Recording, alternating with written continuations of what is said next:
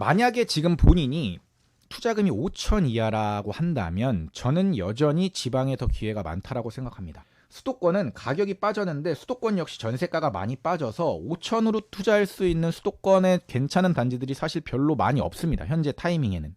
근데 이제 조금 더 지나고 전세가가 올라오면서 5천에 붙는 단지들이 이제 생길 텐데, 그것도 뭐 이제 서울 수도권에 이제 투자하려면 계속해서 이제 임장을 다니면서 서울 수도권 지역 여러 지역들을 보면서 비교 평가를 해봐야 되는 거고, 만약에 5천 이하라면 저는 투자 타이밍은 지방이 조금 더 빠르게 올 수 있다라고 생각합니다. 제가 1주차 때 알려드렸던 조정장과 하락장의 차이에 의해서 향후 입주 물량도 없고 종합 점수가 높은 지역들은 앞으로 1, 2년 내에 반등할 수 있을 거라고 보기 때문에 1, 2년 내에 반등한다 그러면 지금은 이제 2년 정도 후에 바로 매도하는 게 가능하고, 그래서 2년 있다가 매도하는 건 저는 5천 이하라면 지방이 조금 더 메리트가 있지 않을까라고 생각을 합니다.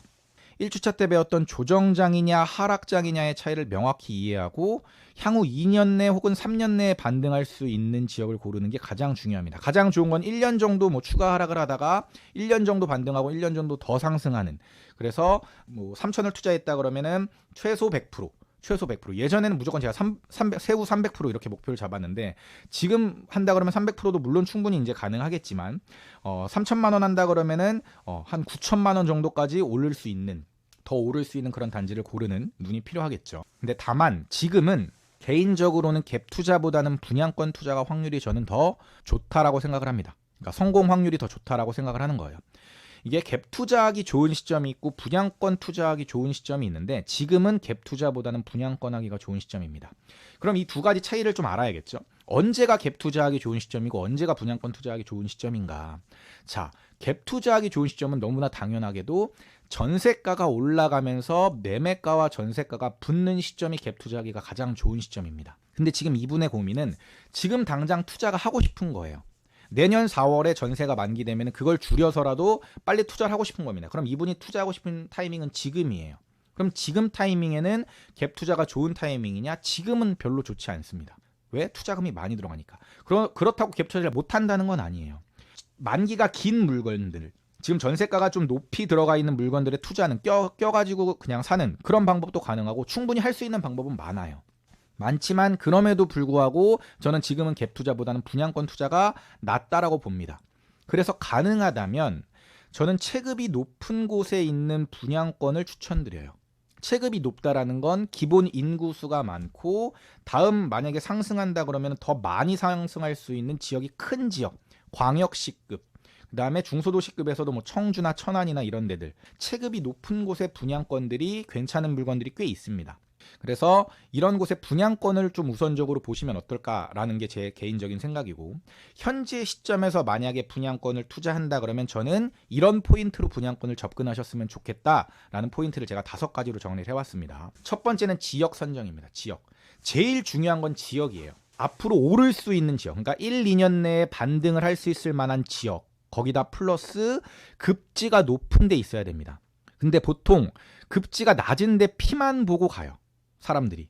근데 그게 아니라 일단 지역 자체가 8차 필터링을 돌려서 특히 4차 필터링까지를 꼼꼼히 한 다음에 그 지역 자체가 1, 2년 내에 반등할 수 있는 지역을 선정을 하고, 그 지역 내에서도 5차, 6차, 7차, 8차 필터링을 통해 가지고 높은 급지, 기왕이면 좋은 급지에 있고 향후 그 아파트가 들어왔을 때 입지 가치가 바뀔 수 있을 만한 곳인지를 보는 게 저는 중요하다고 생각을 합니다. 입지가 바뀔 만한 택지 지구인지를 먼저 보고 그 다음에 그 아파트가 전매가 가능한지를 당연히 봐야겠죠. 분양권을 살 수 있는지 여부를 체크를 해야 됩니다. 이게 첫 번째입니다. 이게 첫 번째. 이건 아파트마다 다 다릅니다. 이거는. 자, 두 번째는 저라면 입주 시점이 25년 이후인 아이를 우선적으로 볼 것 같습니다. 그러면 24년 10월 이건 안 되나요? 24년 8월은 안 되나요? 이렇게 수학적으로 접근하지 말고 기왕이면 입주 시점이 25년 이후였으면 좋겠다. 입주 시점이 25년 이후라는 말은 뭐냐면 내가 최종적으로 잔금을 쳐가지고 등기치는 날짜가 25년 이후라는 겁니다. 그 얘기는 피만 가지고 움직이는 시장이라는 거예요. 그 전까지는. 그러면 지금은 분위기가 안 좋기 때문에 내가 분양권 투자의 장점은 뭐냐면 투자금이 적게 들어갑니다. 일단 계약금과 피만 있으면 돼요. 그런데 지금 시점에 무피, 마피들 꽤 많이 보입니다.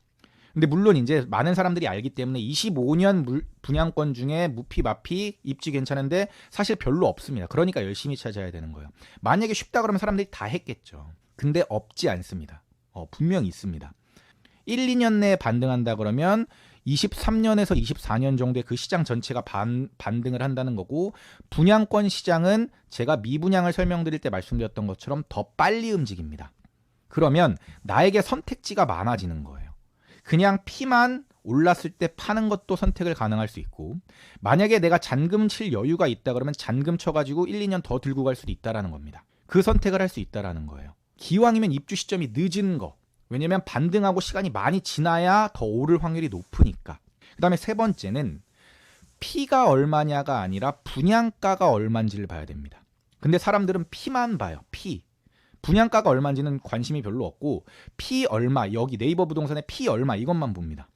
분양가를 얼마에 분양했는지가 중요해요.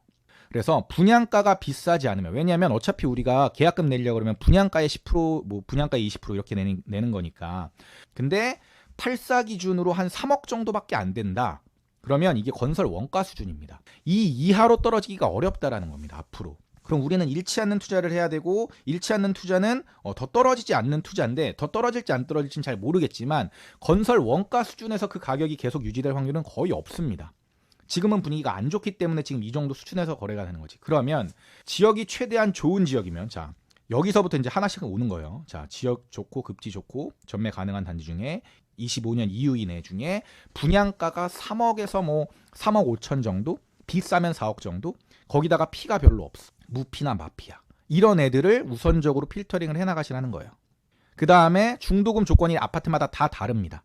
네 번째가 이거예요. 기왕이면 같은 조건이라면 이런 중도금 조건이나 옵션 같은 것들이 좋은 단지를 선택하는 게 네 번째입니다.